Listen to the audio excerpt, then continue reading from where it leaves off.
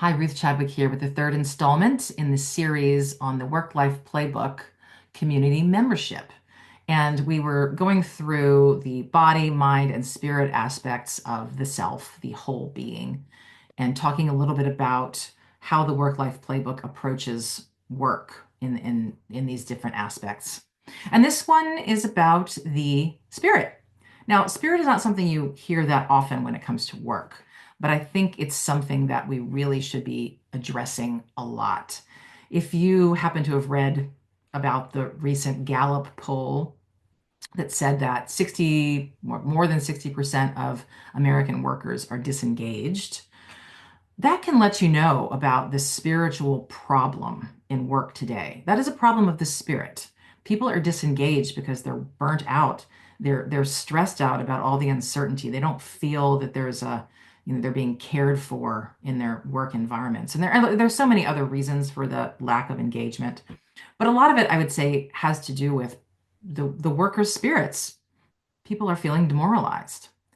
Now, I think this Gallup poll was surveying people who were employed by companies, but the fact of the matter is that like burnout is there's a spiritual aspect to burnout in that you have spiritually, mentally, and bodily depleted yourself. So when I talk about spirit, I'm talking about, the filling up of the cup that people talk about, right? How do you fill your cup? It's not a mental thing. It's not a physical thing. It is a spiritual and or emotional thing. How do we fill up our cup? How do we feel resourced at the end of the day? Well, one thing I'll say about this is that we're often coming at work and business from a place of scarcity.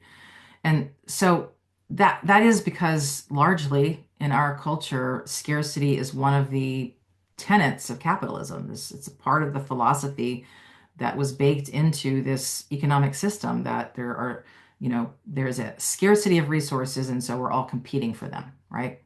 Well, the problem with that though is that if we're always trying to achieve our goals from a place of scarcity, and scarcity can show up in a lot of sneaky ways, and I won't get into that like right now.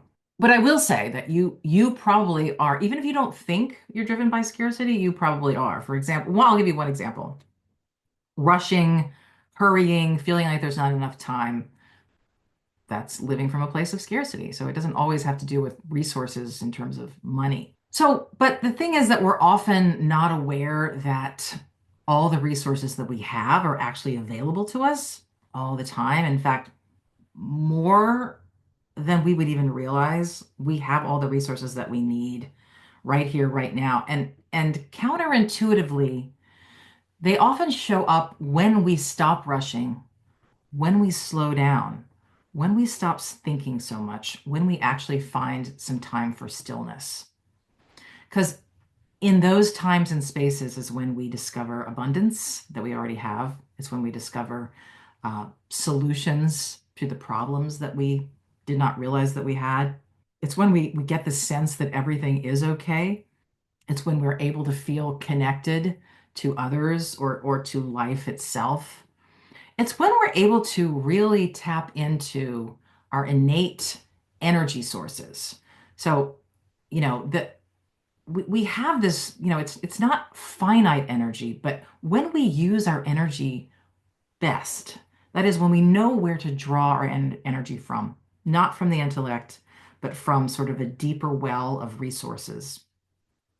Then we are able to achieve our goals so much more easily and efficiently than we would otherwise when we're trying to force them, when we're trying to think our way to success, when we're trying to, you know, we have a plan and we're sticking to it and we're going to make it happen. And those things, I mean, they can work, but they can also burn us out in the process. But there is a way in which we can actually let things happen. It doesn't mean we're not doing things. It doesn't mean we're passive in the situation, but we're in a situation in which we're allowing life to support us. We're allowing life to guide us in the direction that is best for us.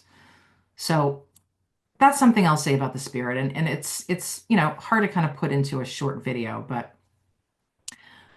again, like there's a reason that most of us or many of the workers today, whether it's people who are working in corporations or people who are, building their own businesses feel like they're burning out and feel like they're disengaged and feel like they're depleted because they're not filling up their cups. They don't know how to fill up their cups in a way that's sustainable.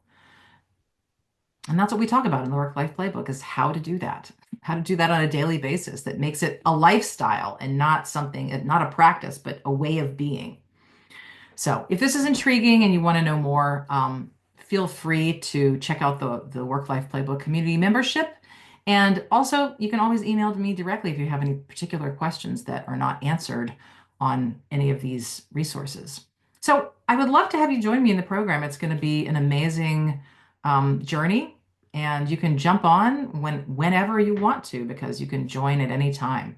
So I would welcome you to check it out. Check out the Work Life Playbook community membership at the link below. And I hope to see you there.